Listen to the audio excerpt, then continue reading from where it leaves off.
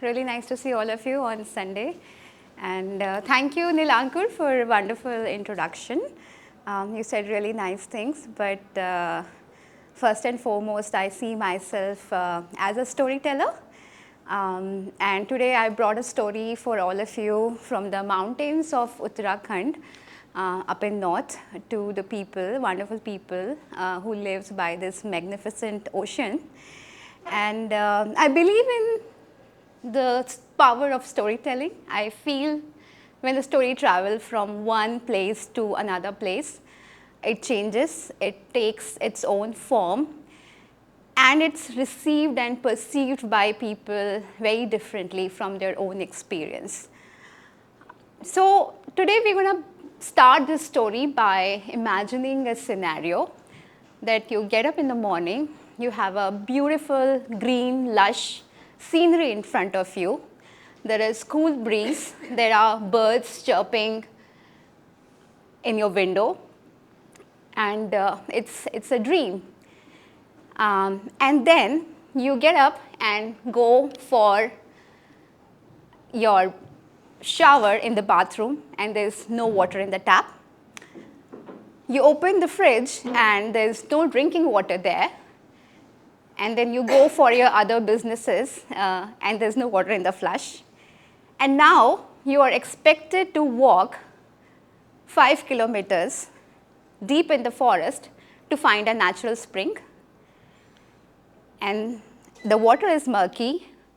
There is not enough water for everyone, and you manage to fight other people and fill that can with whatever water you could collect and put that can back on your head with the help of a cloth or maybe on your shoulder, and then you're expected to walk back again 5 kilometers. That is the morning of many of the girls I have worked in the last few years.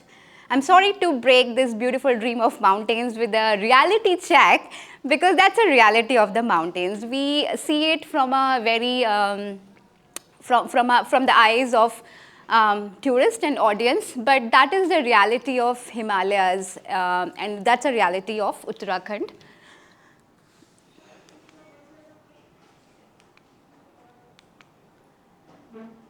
That's Babita, and that is how the morning looks like for her. And the story started for me in the similar way. This picture was taken back in 2016, and that was my first visit to Uttarakhand.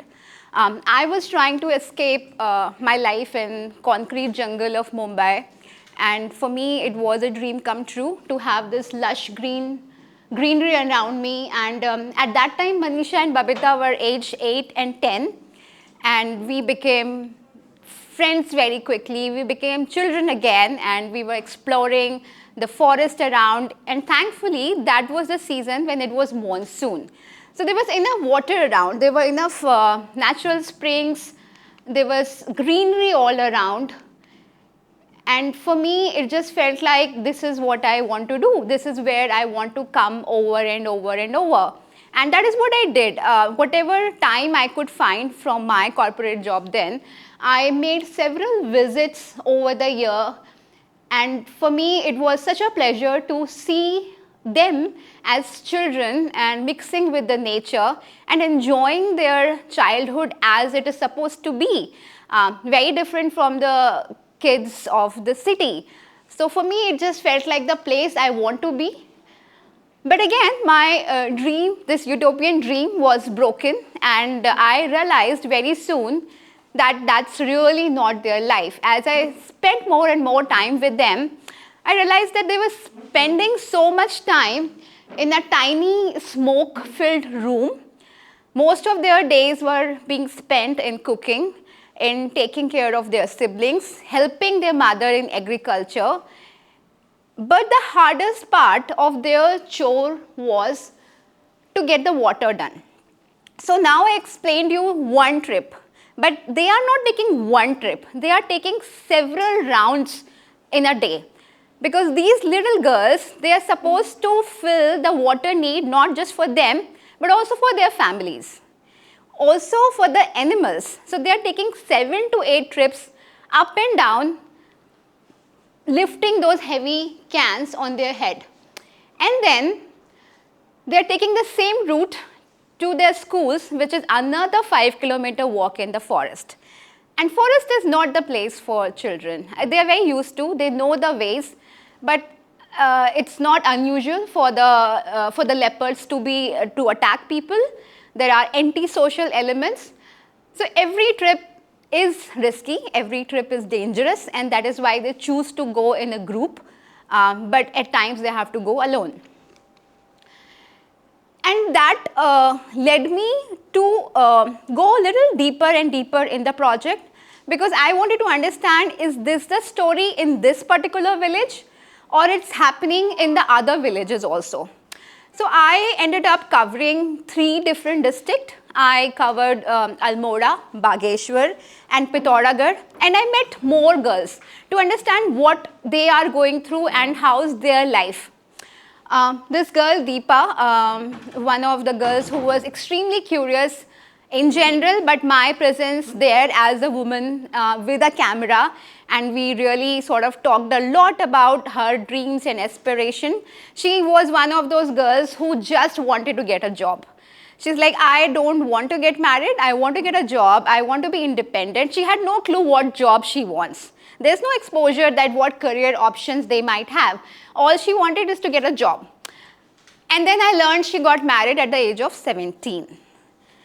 By our laws, that's something illegal, but it still happens. That's a reality, it still happens. That the same thing happened with her sister too, that she also got married early and she could not go further. And that is something which is a set path for the girls there. Everyone goes to school, and by the time they finish school, there's already talks about them getting married.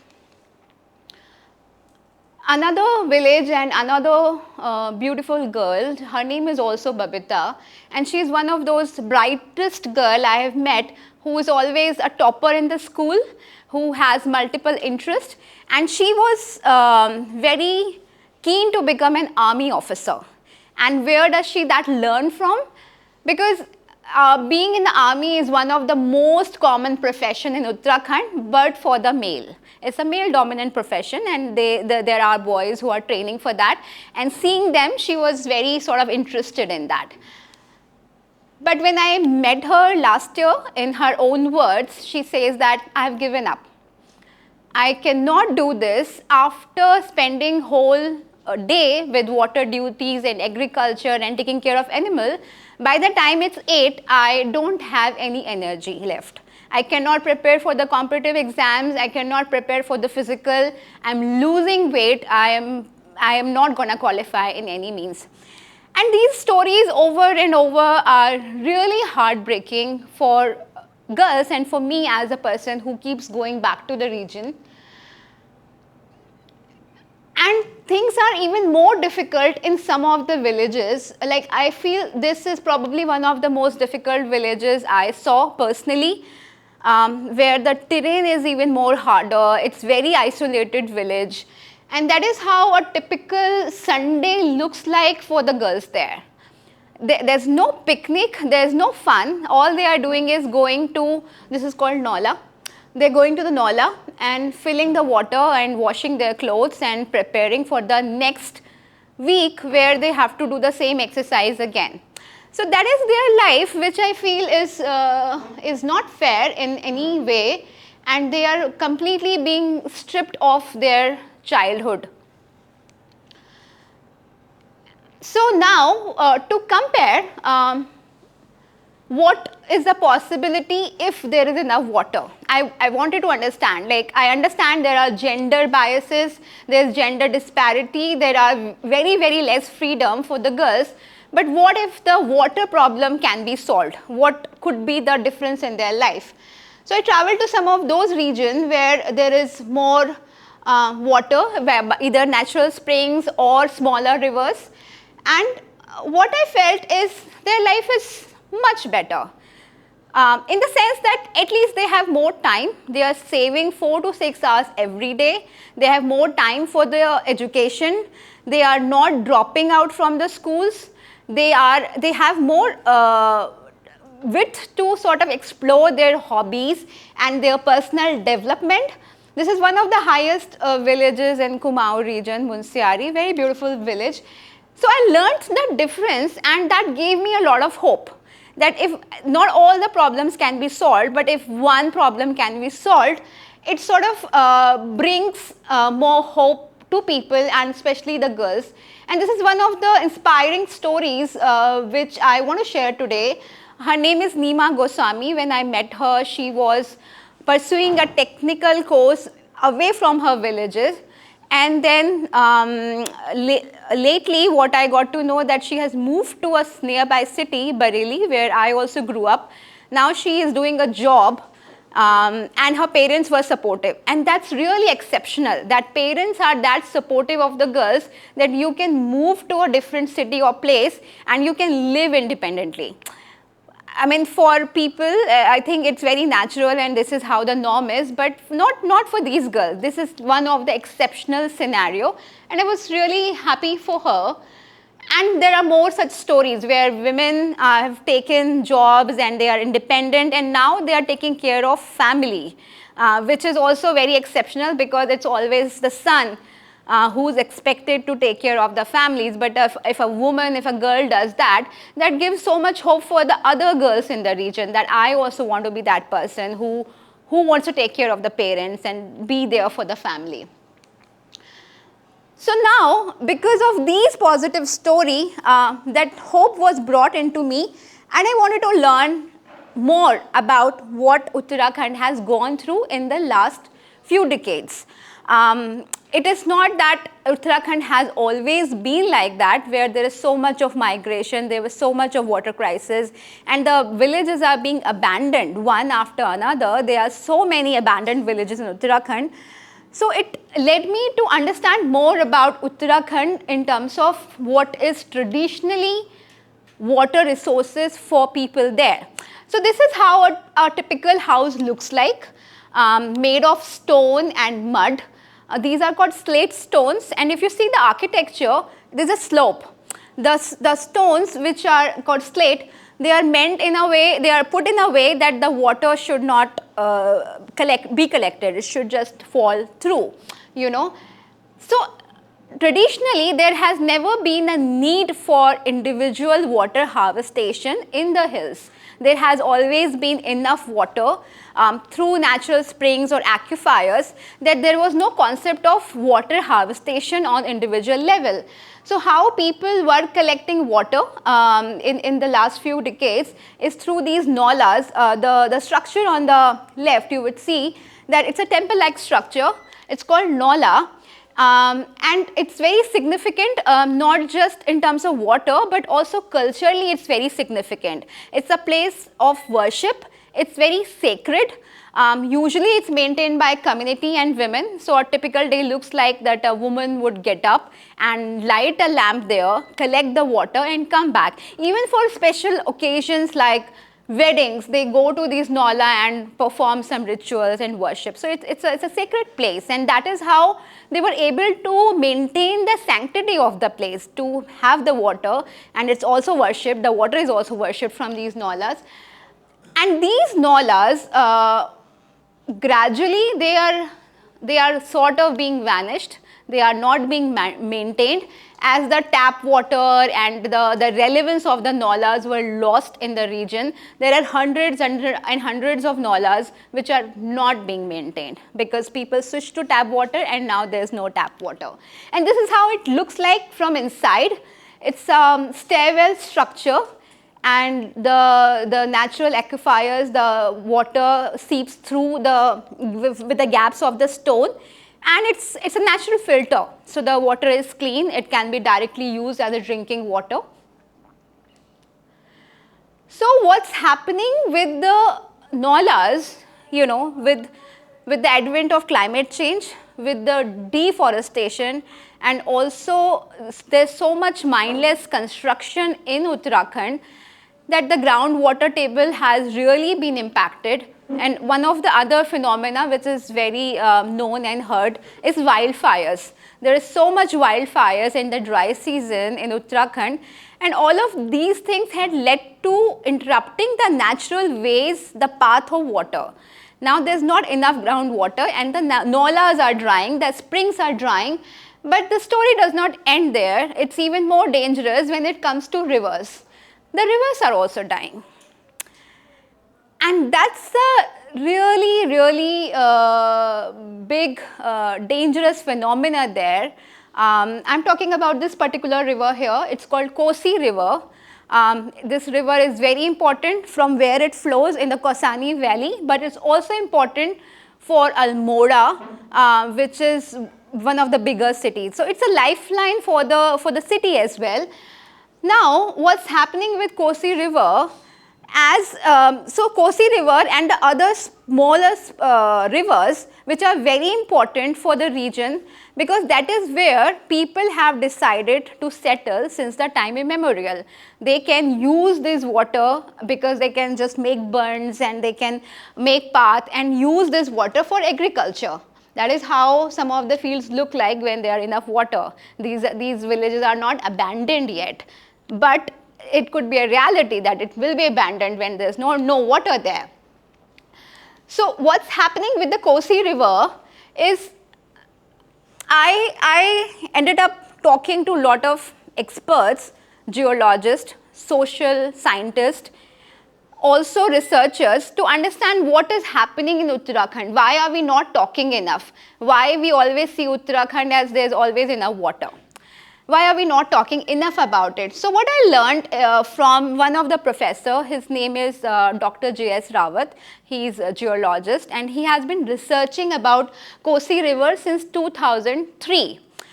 As per his data, Kosi River, in the last 4 decades, the length of Kosi River has gone from 247 kilometer to 41 kilometer. And that's a shocking data, 247 kilometer to 41 kilometer. And I'm not just talking about Kosi River, I'm also talking about these smaller spring-fed rivers, Gagas, Shipra, all of them going through the similar phenomena. And once these rivers die, the people have nowhere to go. They have to migrate to Delhi. They have to migrate to Bombay. The phenomena of migration, which is already so dangerous, now it's going to go more and more. The hills are going to be abandoned. There is no way that people can sustain there without agriculture because there is no occupation. There is nothing else for them to do.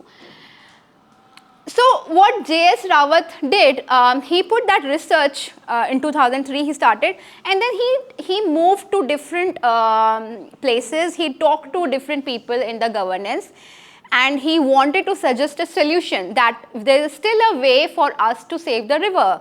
He gave a very simple solution which is long term but very efficient, that these spring fed rivers, they originate from the top of the mountains, they originate from the smaller spring, and when the smaller spring combine together, they give the volume to the river. If the spring will die, the river will die.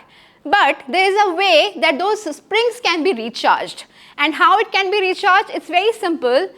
There are recharge zones. If you make trenches and hose there, the water will percolate in earth. It's not happening now automatically, naturally, because the weather pattern has changed so much, the rain pattern has so much. There's this heavy rain. It's not that there's not rain in Uttarakhand. I'm sure all of you must have seen the videos of flood and cloud burst and all of that. That's happening. But the rain pattern is such a way that there's heavy rain and most of the water overflows.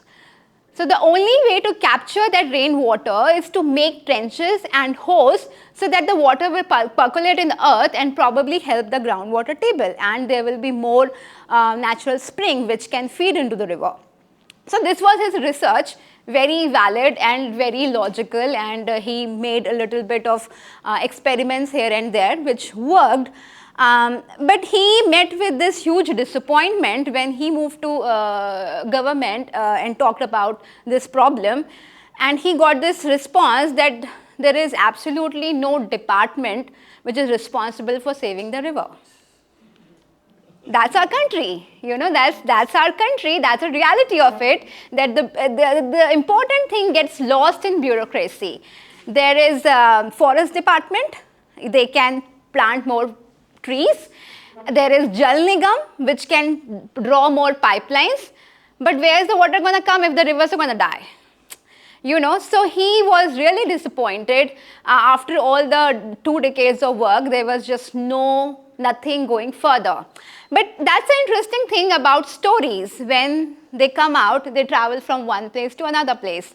So once this small research of his came out in a very tiny article in a local newspaper, it was read by one of the women who was living near the Kosi River. And she read the news and she got very shocked, like most of us got shocked today to hear that data.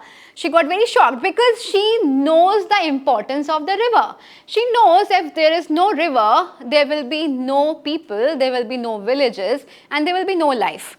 So in her capacity, she started this small movement.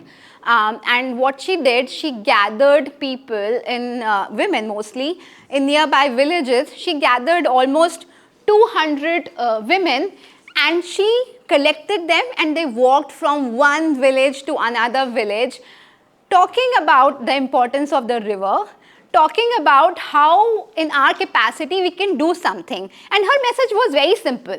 Her message was, let's not cut tree. I know all of you need fodder.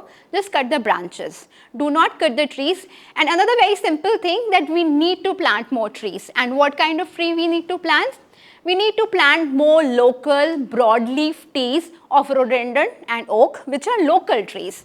So what's happening in Uttarakhand at the moment, there's pine trees everywhere, and pine spreads like fire. And what happened with the pine trees, they have no water retention quality. They're also very prone to wildfires. And another interesting fact, I don't know if it's fact or not, but that's what I got to hear from the people there, that pine was brought in India by Britishers for their need of wood. And now pine is just everywhere. And the forest department is also very concerned that how do we replace all that pine with the broadleaf trees. They have no plan for it. Like, how would you do that project of that magnificent that you have to replace one species which is so intrusive to other species which are way, way better for the environment, for the water retention, for the life there. So she had this very simple message, and she moved around with that message from one village to another village, and it was effective. She could brought a change, and I was very glad when I got to know in 2022 she received a Padma Shri award by government for her work. So that's the power of storytelling, that J.S. Rawat couldn't do much with all his effort, but someone who is, she's not even educated, she is a child widow. She was married at the age of 12 and she got widow at the age of 16. She decided to move to an ashram in Kosani, and that is the kind of work she has been doing with the girls and with the social impact. And her alone could do so much, which was really remarkable. And this is how Kosi looks in summer. It's almost disappearing in the way. So the water level changes throughout the season. It looks really bad in the dry season. But that is how the women of Uttarakhand are. They are exceptionally strong. They do this very physically taxing task. I think it's an exceptional scenario in that particular state. I've traveled all across India, and I feel women in Uttarakhand are exceptionally strong. They do all these physical tasks, from agriculture to getting the woods, to creating this kind of revolution, which is remarkable. So they are not weak people. They are very strong women. And one of the most iconic movement, which was started by Gaura Devi, Chipko movement, I'm sure all of you might have heard about it. That happened in 1924 when a illegal contractor wanted to cut all the trees in a village called Reni, very far in the mountains. And this woman alone, she collected a group of women, and they hugged the trees, and they stayed there throughout the night, throughout the days. and the contractor had to give up. This happened in 1974. So this movement becomes so iconic that even today, when people have to save trees from cutting, that's what they do. They go and they hug the trees. So that's the power of, and that's the kind of power of storytelling and the relation of women who share this kind of very closed, intervened relationship with their rivers, with their forests, because they know the importance of it. They know there is no life if we are not able to save the nature. This woman is one of those younger person who was involved in the Chipko Andolan, and when I visited her, she told me the song they were preparing for it, and I wanted to actually bring that song today. I couldn't, I'm sorry about that. The song they made and the song they were singing while they were in the forest for few days to save the forest from cutting. So now, understanding the urgency of this, because I really appreciate what Dr. J.S. Rawat did, but I also understand the urgency to do something about it. A long-term solution is needed. At the same time, a short-term solution is needed, because there's so much at stake.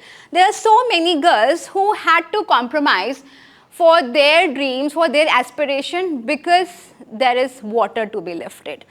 So we did an experiment with one of the local NGOs. It's called Himalayan Gram Samiti. It's being run by Rajendra Bisht. He's also known as Waterman of Uttarakhand. So we made a smaller water harvestation tank for the two girls I met, Manisha and Babita, just to see that how it works out. And it worked wonderfully. This single tank was able to save 960 hours of effort for these two girls, and that's humongous. So for me, that gave me a lot of hope. If something like a quick fix which can be done, and meanwhile we are thinking of bigger solution, longer solution, and all over the world when people are talking about climate change, they also need to understand that who is being impacted. You know, these are the girls who have not contributed anything with the climate change, and they are compromising their education. For me, this story is very important. It's very close to my heart. This is the region where I grew up before it was split in two halves in in the year 2000. And my father was an engineer in this particular region. He has built schools and colleges. He was a PWD engineer. I wish he could tell me those stories. He passed away way too early before I could hear all those stories from him. And my mother put so much emphasis on my education for me to surpass those circumstances. So for me, it's so deep-rooted in my system to encourage girls to pursue their dream, to complete their education, because that's the way to escape, to break the generation cycle. Otherwise, there's one generation of women who's lifting water, and the next generation is also doing the same. There is no change. So for me, this project is extremely important and extremely close to my heart, because I know that there is so much at stake for so many girls who are really keen to move further from their circumstances. So today I'm gonna leave all of you with this story, the story of Manisha and Babita, the story of so many girls who are there with full of dreams, because there's very little you can do alone, but there's a lot we can do together. And hopefully there will be something which would come out of this as the story travels from one place to another. I'm sure it will take a new shape and a different shape. Thank you very much for coming here, and I'm extremely pleased